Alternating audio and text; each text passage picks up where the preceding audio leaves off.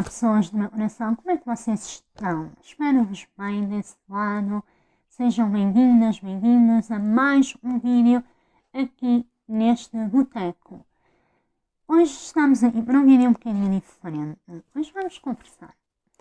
Vamos sentar-nos e conversar um bocadinho. Se quiserem podem ir buscar a vossa chávena de chá, o vosso cafezinho e vamos ter aqui uma conversa assim mais informal, digamos assim.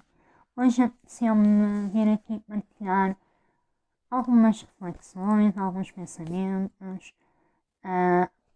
O próprio título que eu dei a este vídeo já diz um bocadinho no que será o tema, o que é que mudou, o que é que não mudou nos últimos tempos, como é que eu mudei, eu evoluí também enquanto leitora, porque quando algo muda na nossa vida, todas as áreas acabam por ser impactadas, não é? Então é sobre isso que nós vamos conversar aqui de forma mais tranquila.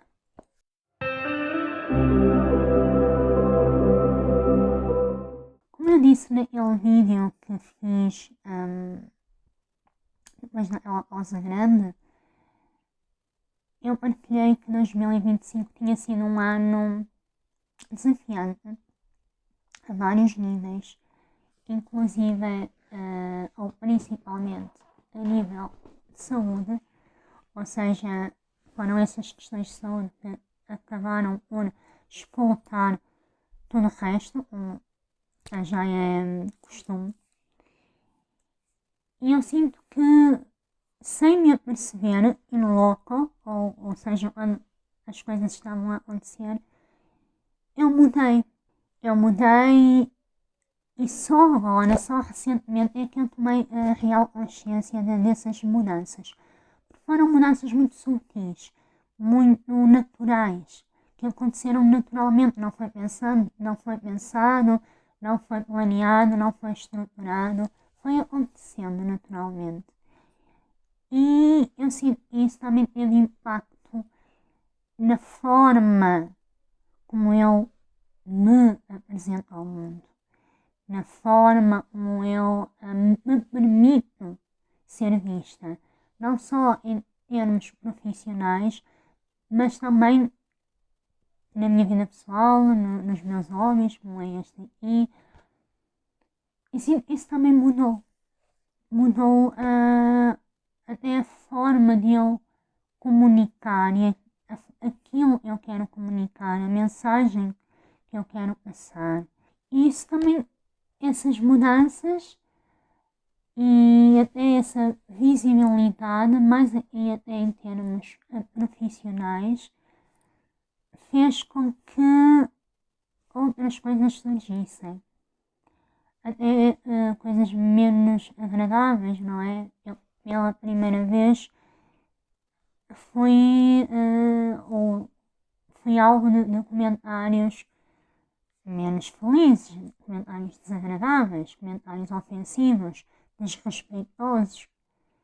Tendo em conta isto para contextualizar, eu tenho uma página só dedicada ao meu trabalho relacionado com a fibromialgia, onde eu partilho semanalmente vários conteúdos informativos, conteúdos que têm o único propósito de ajudar pessoas que estejam a passar por aquilo que eu próprio vivo.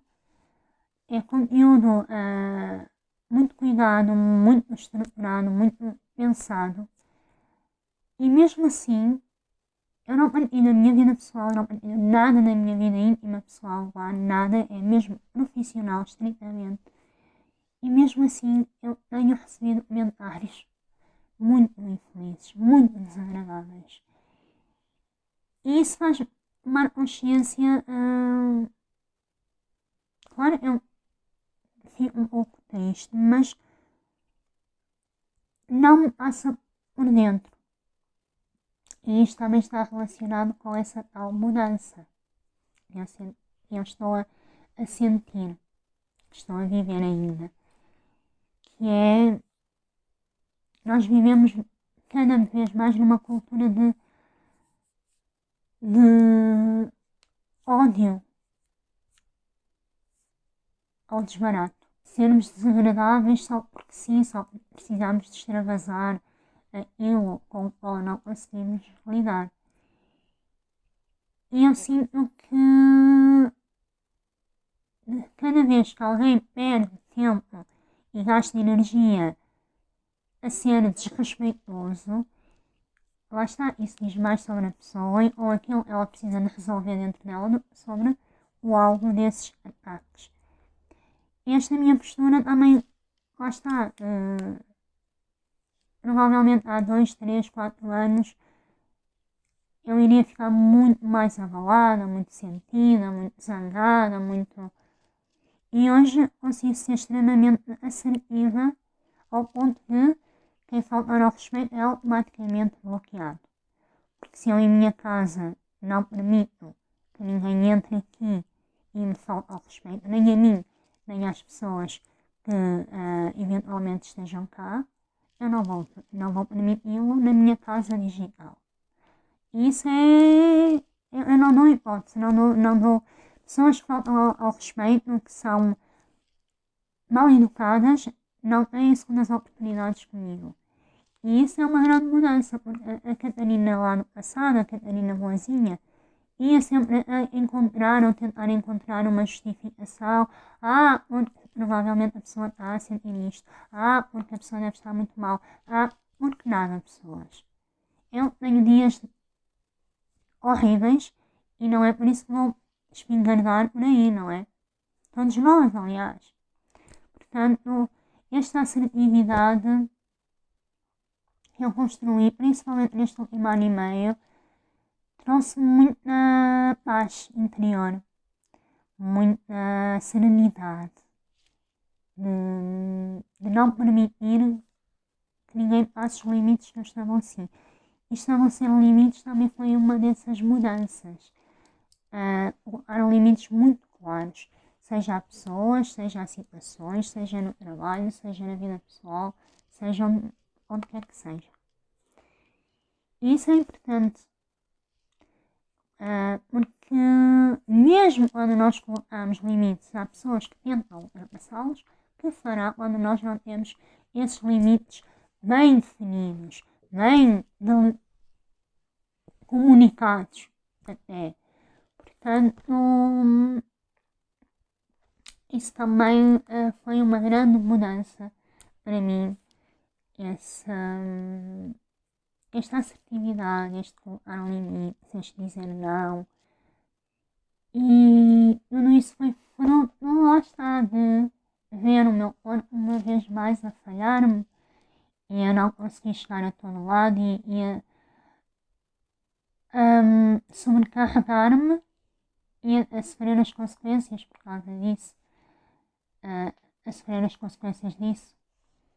Portanto, e todas estas mudanças também me moldaram enquanto leitora. E até aí eu me tornei muito mais assertiva. Eu já lia só aquilo que me apetecia ler, não é essa a questão, mas hoje em dia estou cada vez mais, sou cada vez mais seletiva naquilo que quero ler.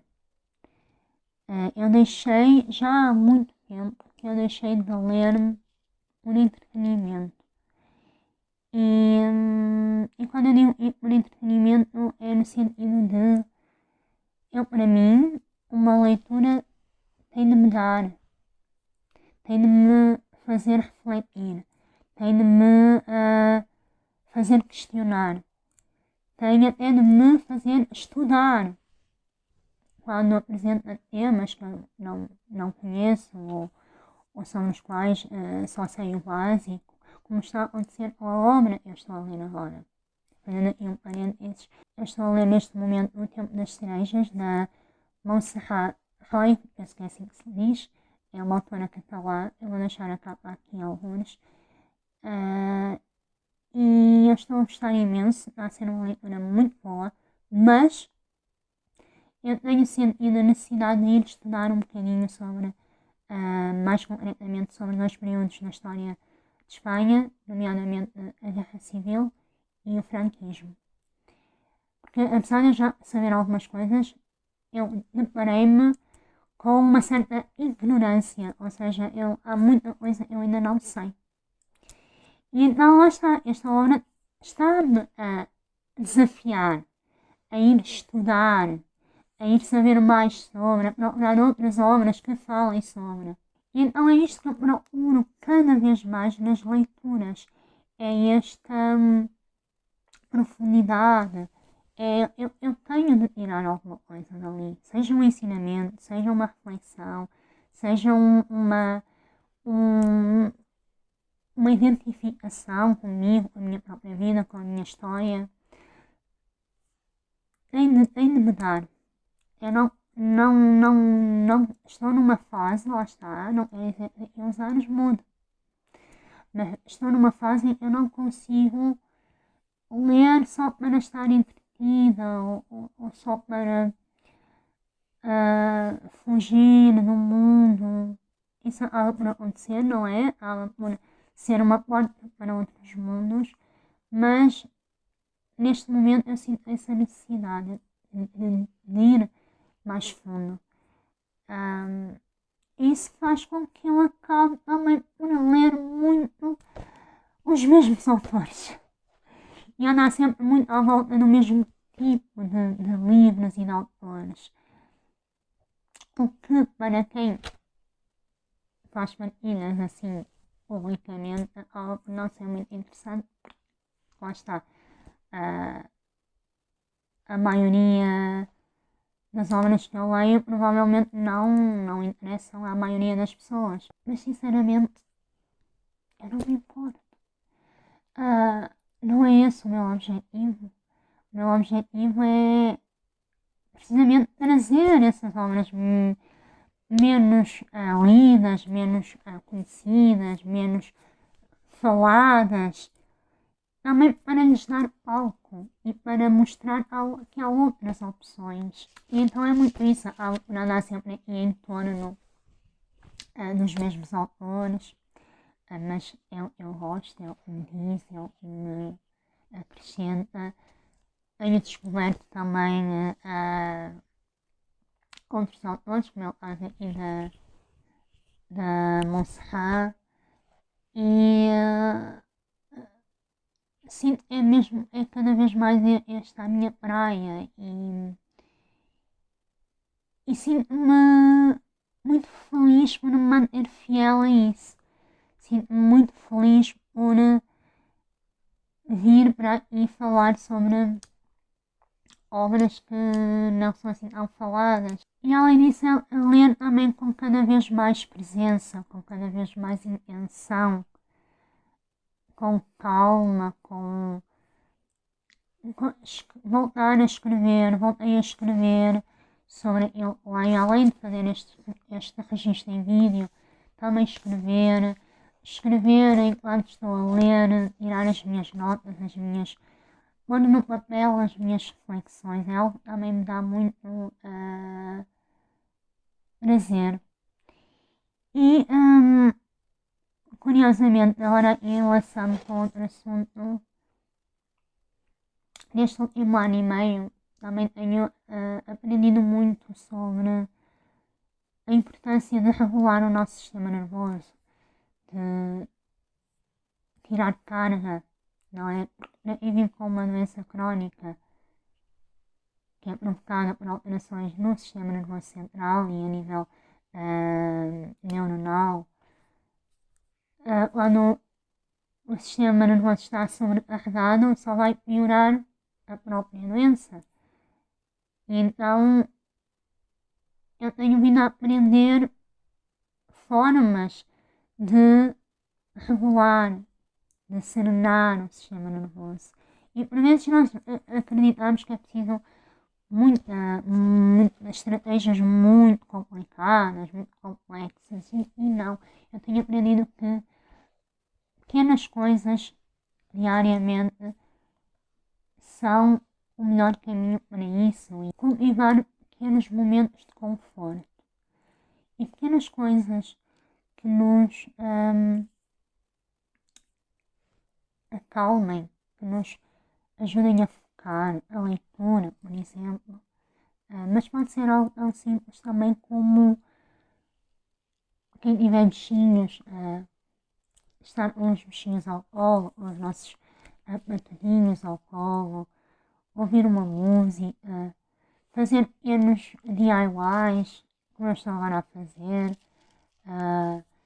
Agora meti na cabeça e a fazer lá fora no pátio um cantinho de leitura para agora para o verão, para podermos estar lá no verão, aproveitar o espaço lá fora. Então ando entretida com isso. E sim, isso me ajuda a regular o sistema nervoso.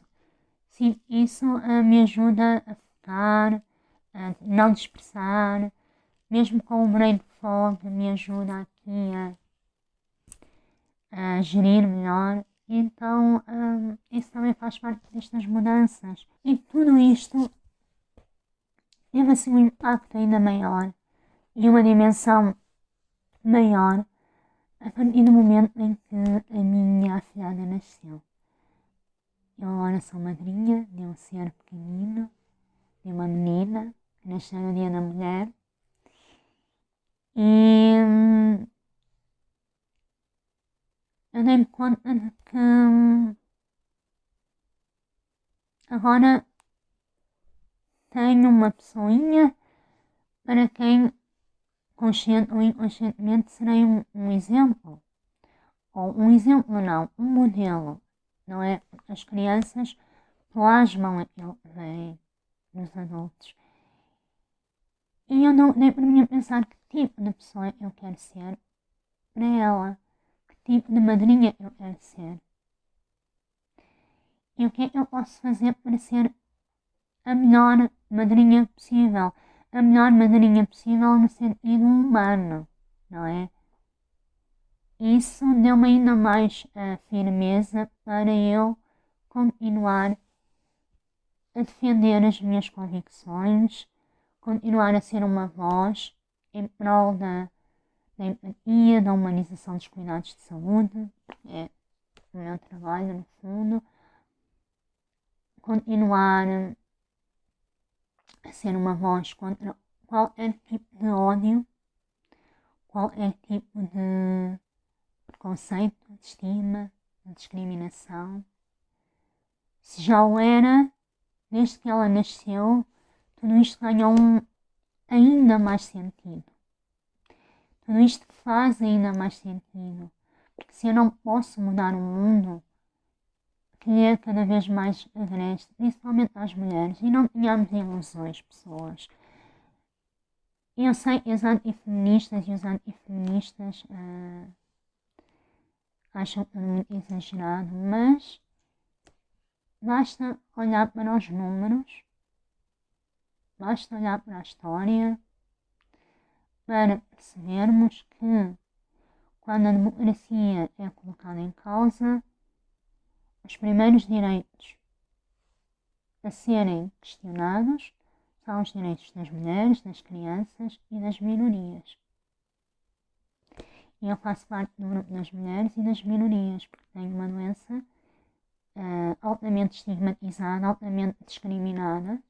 Tenho uma doença considerada invisível, só porque não se vê a olho nu. Tenho uma doença que é continuamente alvo de violência verbal e emocional. Levámos com o rótulo de preguiçosas, de queixinhas, de exageradas, de histéricas, de malucas. Ou seja, acreditar que aconteça o que acontecia, está tudo bem, não, pessoas, não está. E é este o mundo em que a minha afilhada nasceu. E as coisas, como boa pessimista eu sou, eu acho que as coisas vão piorar. Porque a história está a repetir-se. E se eu não posso mudar o mundo, eu vou fazer aquilo que posso, que é a minha parte, que é tentar passar os valores, princípios, que é tentar fazer com que ela saiba que pode ser quem ela quiser, que pode amar quem ela quiser, que a liberdade é a coisa mais bonita que há, e eu também ser essa voz contra o ódio. E por falar em ódio e ser uma voz contra o ódio, eu queria partilhar convosco